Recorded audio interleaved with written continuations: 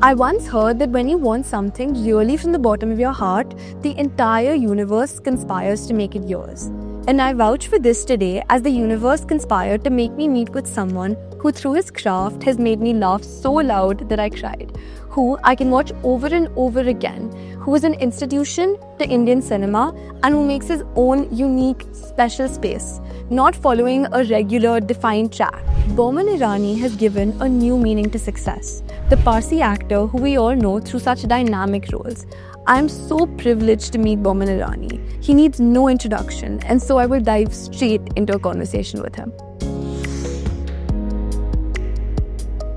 Thank you so much for having me in your home and giving me time to have this conversation with you. Such a pleasure, man. Millions of people love you and they've seen you on screen and they love your craft. So when did you know that you wanted to start this journey?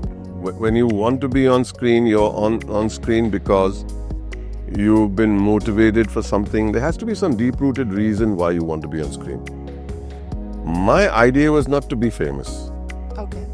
I just liked the idea of telling stories through performance, through mood, through the human condition being explored, even if it's an action film. So for me, the excitement was the medium. I never in my head as a kid thought that one day I'll make movies or act in movies and become famous. That was never the idea. The idea was I used to take my dad's old Rolleiflex and walk through the house and create frames, see the house moving in and out of the frame, the excitement of understanding how a frame changes with movement. I love the moving camera very much. That was what was exciting. The play of light, being on stage. I liked being on stage in school more than being in a classroom. I just done what I enjoy very much. Yeah. That's about it. So the art of the storytelling, how the craft, takes place, that is what attracted you to the screen in the first place. Yeah. Okay. And it also probably has to do a lot of the kind of movies I saw as a child. So whether it's a Hrishikesh Mukherjee film, which made me cry, or it's a Manmohan Desai film that got me entertained and understood that I could be part of millions of people following one story about three brothers, Amar Akbar Anthony. It just moves me to understand that, you can tell stories like that. They're a little bombastic, they're a little loud, they're a little over the top. But the intention of those stories was so beautiful. Then I loved the epics that I saw as a child.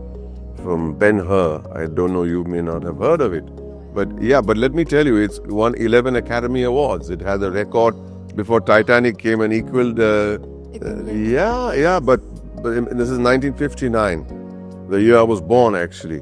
And to watch Ben-Hur on a 70mm screen is for me magic. To see that chariot race, to try and figure out in your head how did they shoot it, for me is magic. And to think that it can be done. It can be done.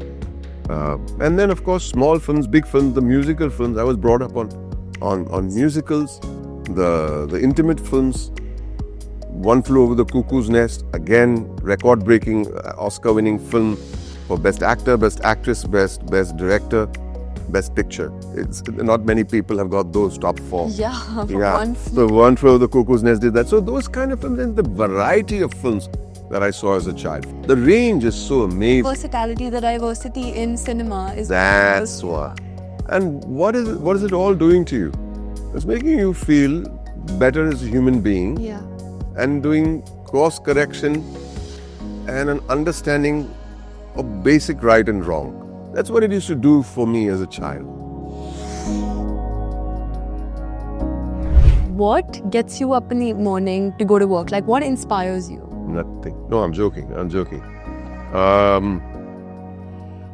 It is strange. The day I have to get up to go to work, I don't get the best sleep. No. Because you're always excited? Yeah. Okay, that's good. Yeah. So I'm thinking of what are the various ways that I could interpret it.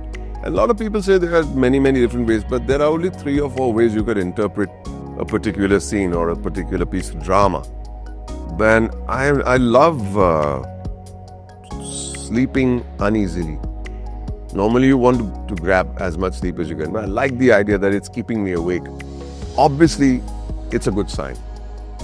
And then sometimes you're up way before the alarm.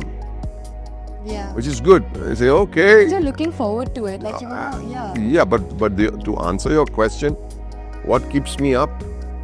I think the power of that you are in a position to create something unique. For me, that's important. You're in a good or bad, I don't know. That we don't know. We've done a lot of bad, but it will be unique. It hopefully is different from something I've done before or what somebody else has done before. At least that's the endeavor. Eventually, it's one body, it's one voice, it's one face. How different can you be? But the motivation is you're always representing not one, but a different character every single time. How do you identify the difference? What does that man want in life? Does he have wounds? Does he have flaws? If he doesn't have wounds and he doesn't have flaws, he can't be interesting. What does he want in life? What does he need to do with his own life on a personal level? You can ask yourself those questions. You can be an inspector in 5 different movies. And still be value, because this is another guy. So this thing came to me when I was doing Munna Bhai, and then when 3 Idiots came my way, I said he's the same guy. So Raju asked me, what makes you say that? I said this guy is a principal. He is a principal of sorts, dean, director, whatever. You can give it different names. He's running a big institution with consequence. Same guy. Both characters have daughters. Both daughters in love with 2 bums who I hate. Yeah. So, aren't they the same? The answer is no. These guys, their worldviews, their weaknesses, their objectives of knowing what success or failure are very different. How do you react to different situations? How different you're flawed and what your worldviews are. Absolutely right. There you go. You nailed it there. And that's how you get into a character also, right? Brilliant. To understand what they're going through on different levels. Brilliant. Absolutely. Yes. Okay. Can you share any story or anecdote behind the work that you do that really links with our values, cultures, and traditions? The work that I do, meaning? Like some story or work that you've come, that's happening, like an anecdote. Okay. Throughout your career. Or even before that, it doesn't have to be primarily linked to acting. Okay. It could be just anything you as a person. And how it's linked to our values, cultures, and tradition, or just even your way of being. You're talking about our values. Being a Parsi. Being a Parsi, all right. Parsi. Okay, that's nice. That's nice. I think that as a Parsi Zoroastrian, we have inherited a legacy. Definitely. And that legacy is so important to be maintained.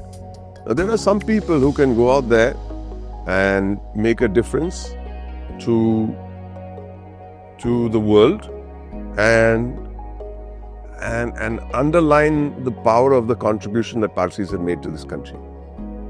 Some people may not have the chops to do that. May not have. That's perfectly okay. And that's fine. And I think this is for a Parsi audience, this question. Yeah. I think it's very important to know that at least let's try our best with all our failings. To maintain or not sully the reputation in any way. Yes. So if one can't contribute, I can't contribute like, say, a Farooq Udwadia did, or Zarir Udwadia, or for that matter, Field Marshal Sam Manekshaw, or Homi Bhabha. Oh, you name, there's a whole, I may not be able to do that. There's a whole long list. then if I can't, that's fine. My chops aren't good enough. That's fine. But I would not want to bring down the value of the community. And that's my appeal to all those who say, oh, look, man, I'm leading a normal life. Normal is great. Normal is perfectly okay. Everybody can't be a Sam Manekshan. So I'll tell you what happened to me in this anecdote, since you specifically asked for an anecdote. And that is, I got a property, a room to be a photographer, to start a studio. In the Soviet Union had broken down and it became the Russian consulate, and they were giving out space because that was a cultural center, so they were letting out space. And they were giving it to me at a very nominal rent with a fridge and a phone and an AC, and I was saying, my God, wow, am I lucky? And I said, it's not happening. It's too good to be true. It's not happening. It can't. And then the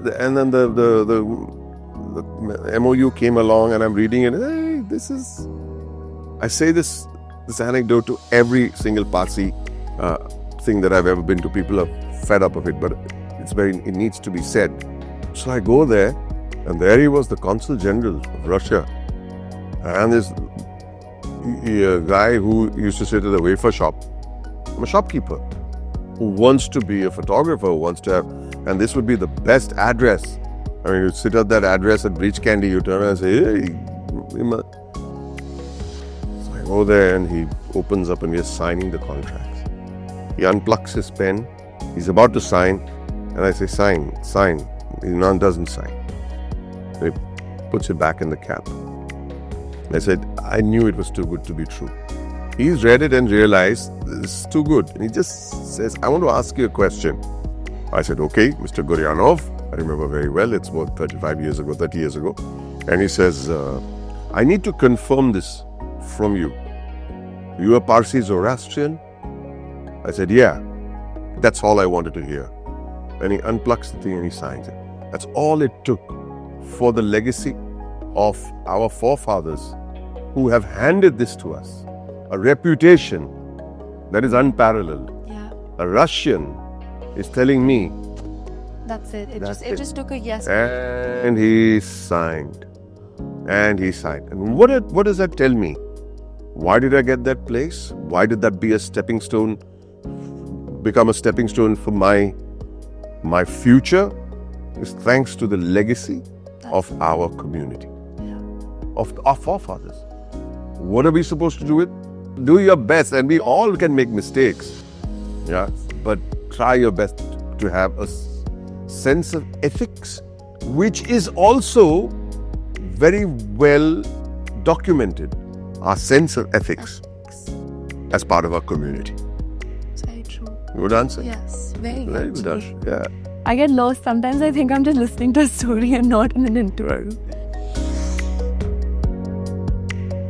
What is one teaching from our religion that's enabled you to develop key life lessons?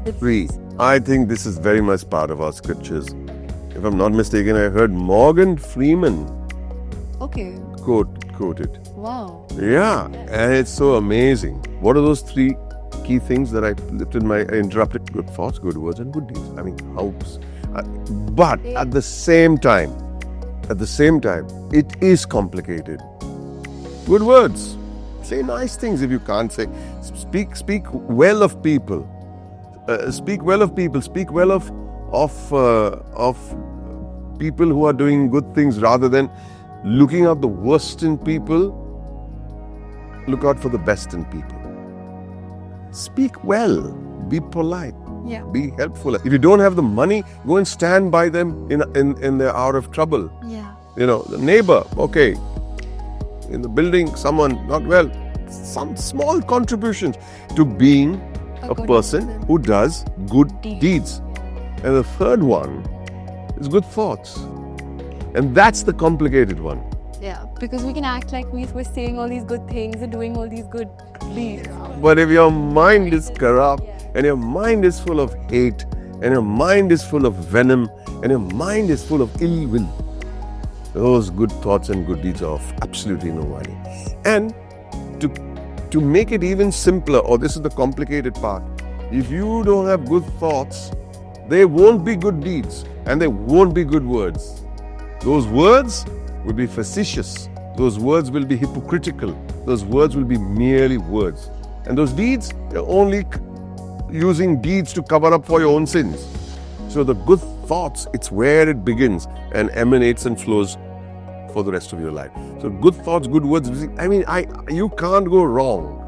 And Morgan Freeman is not wrong, and anyone who follows it as simply as possible are absolutely on the right path. What is your suggestion on keeping our community alive and vibrant amongst the future generations? I'm going to say this in a roundabout way.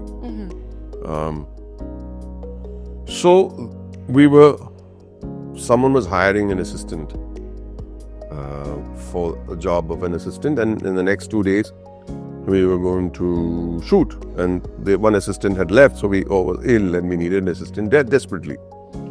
And someone called and said, I'd come for the audition or for the interview. Where? So I'm living in South Bombay and you have to come to Andheri. Now, you know, it takes that. Can I come tomorrow? It's too far or something like that. All right. Then someone else called, and immediately that person got disqualified. Means you're not hungry enough for the job. You know what I'm saying? Hungry. You got to be hungry. You want to do it. I'll come now. Day after tomorrow we're shooting, but I come, it's too far. It's 4 o'clock, you know. I got, okay, fine. And then there was this girl. She said, can I come tomorrow? Where? What's the address? Andheri. So you're also from South Bombay? She said, no. I won't reach till tomorrow. I'm living in a small town in Punjab. But can I come tomorrow? Please hold on the job for me. You know what the director told her? You got the job. You got the job. Yes. You're willing to come on your own. Young girl, I remember her, and said, there's a job available. It's hunger. We get comfortable. My only red flag to the community is, we are comfortable. Some are not. But how badly do you want the job? And that's my advice. That hunger. That hunger. Yeah. I'll do it, man. It's not kiya. I'm not saying we are guilty of it, but I'm saying have the hunger of that Punjabi girl who came all the way from Pind se aayu main. Pind se aayu main, kal main pahunch jaungi. And I said, God, I want to meet this girl. I meet her. She was so excited to do the job. So excited. Yeah. And you got the job, young lady. Obviously. When you have that hunger, when you have that drive and you want to do something so bad. Absolutely. So we shouldn't lose out on that as a generation. Because we are comfortable, right? Yeah. When I say comfortable, it's a simple thing. Again, being recipients of the legacy of our forefathers who've built bags, what all they've done. Look at. So, can you imagine that girl coming from the Pind, right? Coming and not knowing where she's going to spend the night. And paying premium to be a paying guest somewhere. Or living and sharing and paying good money versus somebody who's living in Mumbai. Yeah. So that legacy might come in the way of our rustiness. Yeah. Makes us rusty, makes us too comfortable. The comfort zone is your enemy. That's true. That's in every case. Yes. Yeah. Thank you so much for your time, and I really had a very fruitful conversation with you, and a lot of anecdotes, a lot of stories, a lot of advice, and I really enjoyed it. Can I tell you something? Yes. 3 words. So did I. Oh, good thought, good words, good. Thank you. Thank you.